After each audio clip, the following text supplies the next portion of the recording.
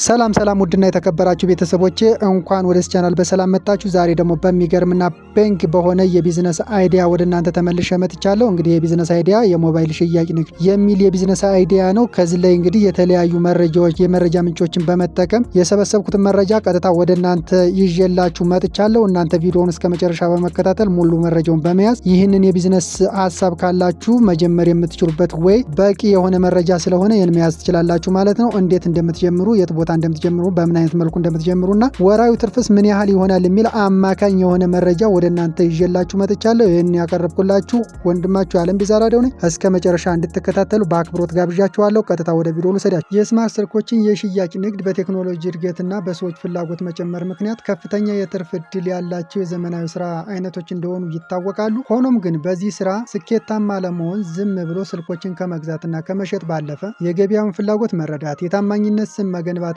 ትክክለኛ የንግድ ስትራቴጂ መከተል ወሳኝ ነጥቦች ናቸው። ይህ መመሪያ የስማርት ስልኮች ንግድን ከመመስረት እስከ ስኬት በብቃት ለመምራት የሚያስችሉት ዋና ነጥቦችን የትርፍ መጠን ትንተና በአሃዝ እና ማወቅ የሚገባዎትን መረጃዎችን በዝርዝር አቀርብላችኋለሁ። እስከ መጨረሻ ተከታተሉ። መጀመሪያ ማወቅ የሚገባዎት ነገር የገበያ ጥናት ማድረግ ወይም ማርኬት ሪሰርች የምንለው ነው። አንደኛ ደንበኞችን ማወቅ። የትኛው ህብረተሰብ ክፍል የእርስዎን ስልኮች ይፈልጋል? ተማሪዎች፣ የቢሮ ሰራተኞች ወይስ ደግሞ ከፍተኛ አቅም ያላቸው ደንበኞች? እነዚህን ማወቅ። የተፈለጉ ሞዴሎች መለየት። በገበያው ውስጥ አሁን ላይ ከፍተኛ ተፈላጊነት ያላቸው የምርት አይነቶች ብራንድ ሞዴሎች ለይቶ ማወቅ የትኞቹ ናቸው የሚለውን ማረጋገጥ ያስፈልጋል ማለት ነው። ተፎካካሪዎችን ማወቅ እነማን ናቸው? በአካባቢው ያሉ ሌሎች ስልክ ሻጮችን በምን ያህል ዋጋ በምን አይነት አገልግሎት እንደሚነግዱ ማወቅና ማጥናት ያስፈልጋል። ሁለተኛ የንግድ ፍቃድና ህጋዊ ጉዳዮችን ማመቻቸት አለበት።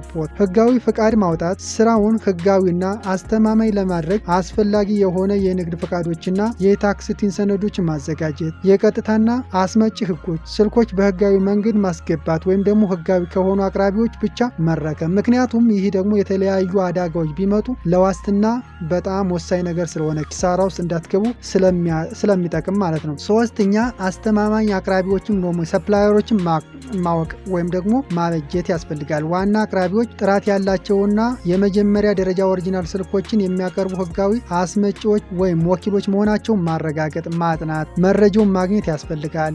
ሌላኛው የዋጋ ሁኔታውን ማወቅ፣ የተሻለ የትርፍ ወሰን መኖሩን ማለት ነው። ፕሮፊት ማርጂን የምንለውን የሚያስገኝልዎትን እና ተወዳዳሪ ዋጋ የሚሰጥ አቅራቢ መምረጥ። ምክንያቱም ከፍተኛ የሆነ ፕሮፊት ማርጂን ወይም ደግሞ ዝቅተኛ የሆነ ፕሮፊት ማርጂን ያለውን ብትመርጡ ከሌሎች ጋር ኮምፒውት ማድረግ ስለማትችሉ ማለት ነው። ሌላኛው የዋስትና ወይም ደግሞ ዋርኒንግ መኖሩን ማረጋገጥ አለባችሁ። አቅራቢዎች የሚሸጡላችሁ ስልኮችን የዋስትና ጊዜ የሚሰጧችሁ መሆኑን ማረጋገጥ ማወቅ ያስፈልጋል ማለት ነው። ሌላኛው ልታውቁትና ልትረዱት የሚገባው የስራ ቦታ ወይም ደግሞ የመሸጫ መንገዱን መለየት ነው። የተለያዩ የስራ ቦታዎችና የመሸጫ መንገዶች አሉ። ለምሳሌ ምን አለ መሰላችሁ? በአካል መደብር ወይም ደግሞ ፊዚካል ሾፕ ሰዎች በብዛት የሚንቀሳቀሱበትንና ለገበያ ምቹ የሆነ ቦታ ለይቶ ሱቅ በመክፈት መሸጥ ነው። ሁለተኛ በኦንላይን በኢንተርኔት ኦንላይን ስቶር የምንለው በማህበራዊ ሚዲያ በቴሌግራም፣ በቲክቶክ፣ በፌስቡክ ገጾችን በመክፈት የምናደርገው የሽያጭ አይነት ማለት ነው። እንግዲህ ይህንን መምረጥ ይቻላል። ሶስተኛ ደግሞ ድብልቅ መንገዶች ናቸው ወይም ደግሞ ሃይብሪድ የምንለው በአካል የሚጎበኝ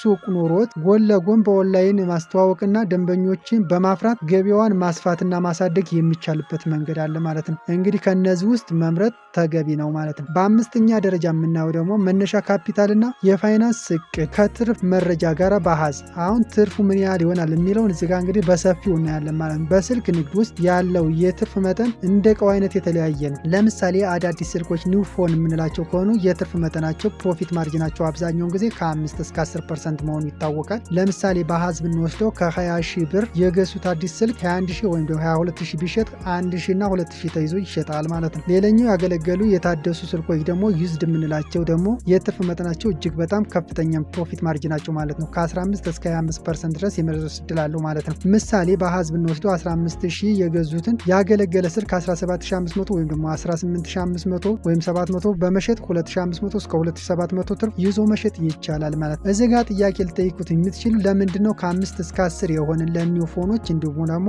ለዩዞቹ ደግሞ ከ15 እስከ 25 ለመሆነ የምትሉት ከሆነ ምን መሰላችሁ ከ5 እስከ 15 አብዛኛውን ነጋዴዎች የሚሸጡበት ስለሆነ ከዚህ በላይ ለመሸጥ ብትሞክሩ ደንበኞቻችሁ ይርቋችኋል። ሌላ አዲስ ደንበኛም የመምጣት እድሉ ይቀንሳል ማለት። ስለዚህ ከሌሎቹ ተፎካካሪ ሻጮቹ ጋራ ኮምፒውት ለማድረግ ከነሱ ጋር ተመጣጣኝ የሆነ ስራ ለመስራት ያህል ይህን መረጃ መያዝ ተገቢ ይሆናል ማለት። እንዲሁም ደግሞ የተጨማሪ እቃዎች ሽያጭ እዚህ ጋር አሪፍ ነው። አክሰሰሪ የምንላቸው ከፍተኛ የትርፍ ምንጭ ያላቸው አክሰሰሪዎች ናቸው። የትርፍ መጠናቸው ፕሮፊት ማርጂናቸው ከ30 እስከ 100% ይደርሳል። እንዲሁም ከዛም በላይ እስከ 200% የመድረስ እድል አለው። ምሳሌ በአሃዝ ብንወስዱ 150 ብር የቀረበልዎትን የስልክ ካቨን ወይም ደግሞ ስክሪን ፕሮቴክተር ከ300 እስከ 450 ብር በመሸጥ የ150 እስከ 300 ብር ከ100% እስከ 200% ማለት ትርፍ ማግኘት ይቻላል። ወራዊ የትርፍ ግምት ምሳሌ ሪቴል ሞባይል ፎን በቀን 2 አዳዲስ ስልኮች ብንሸጥ በቀን 3000 ብር 500 ብናገኝባቸው ማለት ነው ሲባዛ በ30 90 ብር ትርፍ አለ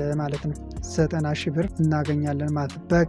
በቀን 5 ተጨማሪ እቃዎችን ብንሸጥ አክሰሰሪዎች ማለት ነው 1000 ብር ብናገኝ በ200 ብር ብናገኝ በወር ብናበዛው ስንት ይገኛል ማለት ነው 30,000። ጠቅላላ ወራዊ ገቢ ግሮስ ፕሮፊት 120,000 ብር ትርፍ ማግኘት ይቻላል። ከዚህ ላይ የሱቅ ኪራይ፣ የሰራተኛ ደሞዝ፣ የመብራት ኢንተርኔት ወጪዎች ተቀናንሰው ቀሪው ትርፍ ይሆናል እንደማለት ነው። የደንበኞችን አገልግሎት ማስታወቂያ በአግባቡ መስራት ያስፈልጋል። ታማኝነትና ቅንነት፣ ለደንበኞች ትክክለኛ መረጃ መስጠት፣ ስልክ ኦሪጂናል መሆኑን፣ የማህደር ትውስታ መጠኑን እንዲሁም ደግሞ የካሜራ ጥራቱን መግለጽ ለደንበኞችን ለመሳብ ተገቢ የሆነ ወይም ደግሞ ትልቅ የሆነ ስራ ነው ማለት ነው። ዋስትና መስጠት፣ ለሚሸጡት ስልክ የተወሰነ ጊዜ ዋስትና መስጠት ደንበኞችን በአንተ ላይ ሙሉ እምነት እንዲኖራቸው ታደርጋቸዋለህ ማለት ነው። የድህረ ሽያጭ አገልግሎት፣ ይሄ ደግሞ ስልኩ ከተሸጠ በኋላ ቢበላሽ እኒህ ደንበኞቹን በአግባቡ መያዝ ተገቢ ነው። ማለትም አክብሮ ማስተናገድና መፍትሄ መፈለግ የእናንተ ኃላፊነት ነው ማለት ነው። ጥሩ ምክር ልስጣችሁ፣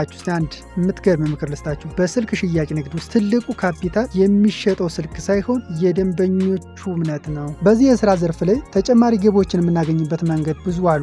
ከነዛ መካከል አንዱና ዋነኛው አሮጌን ስልክ በአዲስ ስልክ በመተካት የምናገኘው ተጨማሪ ገቢ ነው። አገልግሎት አሰራሩን ስቴፕ ባይ ስቴፕ ስንመለከተው የስልኩን ሁኔታ መመርመር፣ ኢንስፓሬሽን የምንለው የስልኩን ባለቤት፣ የካሜራውንና የባትሪውን ሁኔታ ማየትና ማረጋገጥ ያስፈልጋል ማለት ነው። ትክክለኛ ገበያ ተኮር ዋጋ መስጠት፣ ፌር ቫሉዌሽን ለሚመጣው ስልክ ማለት ነው። የስልኩን ወቅታዊ የገበያ ዋጋ መነሻ በማድረግ ግልጽና ደንበኛውን የሚያስደስት ዋጋ መተመን ያስፈልጋል። የልዩነት ክፍያን ማስላት ያስፈልጋል። ዲፈረንስ ካልኩሌሽን የምንለው አዲስ ወይም ደግሞ የፈለገው ስልክ ዋጋ ሲቀነስ ያገለገለው ስልክ የተተመነበት ዋጋ እኩል ይሆናል ደንበኛው ተጨማሪ የሚከፍለው ቀሪ ክፍያ ማለት ነው። ይህንን በማድረግ አዲስ ስልክ ይዞ እንዲሄድ ማድረግ ይቻላል። ህጋዊነቱን ማረጋገጥ፣ ሴኩሪቲ ቼክ ማድረግ አለበት። የስልኩ ባለቤት ትክክለኛ መሆኑን ማረጋገጥ፣ የመታወቂያ ኮፒና የስልኩን ሳጥን ደረሰኝ መጠየቅ ወይም ደግሞ የስምምነት ፎርም ማስሞላት ግድ ይላል። ምክንያቱም ይህ የተሰረቀ ወይም ደግሞ ሌላ ችግር ያለበት ስልክ እንዳይሆን ማለት። ከዚያም ለንግዶ የሚሰጠው ጥቅም ምንድነው፣ ቢዝነስ አድቫንቴጁ ምንድነው የሚለውን ስንመለከት ደግሞ ድርብ ትርፍ አለው። ዳብል ፕሮፊት የምንለው አዲሱን ስልክ ሲሸጡ ትርፍ ያገኛሉ። የተቀበሉትን ያገለገለ ደግሞ መልሰው በጥሩ የትርፍ ወሰን ሲሸጡት ከ15 እስከ 25% ማለት ነው። ያገለገለ ስልክ ስለሆነ ሲሸጡት ሁለተኛ ትርፍ ያገኛሉ ማለት ነው። ሶስተኛውና ወሳኙ ነገር ደግሞ ደንበኛን በፍጥነት የመሳብ አቅም አለው። አዲስ ስልክ ለመግዛት አቅም ያነሳቸው ወይም ደግሞ የቆየ ስልካቸውን በመሸጥ ተጨማሪ ትንሽ ገንዘብ ጨምረው የተሻለ ስልክ ለመግዛት ለሚፈልጉ ሰዎችን ይስባል ማለት ነው። ትርፋቸው አናሳ የሆነ ብራቸው አናሳ የሆነ ስልክ መግዛት የሚፈልጉ አሮጌ ስልክ መግዛት የሚፈልጉትን ደግሞ ሁለተኛ መሳብ ይችላል ማለት። ስለዚህ በአንድ ጊዜ ሁለት ደንበኛ እንስብበታለን ማለት ነው። ስለዚህ ይህንን መጠቀማችሁን አትርሱ። ቻናሉን ሰብስክራይብ፣ ቪዲዮውን ላይክ እያደረጋችሁ ሼር ማያረጋችሁ መልካም ጊዜ እንዲሆንላችሁ ተመኘው። ቻው።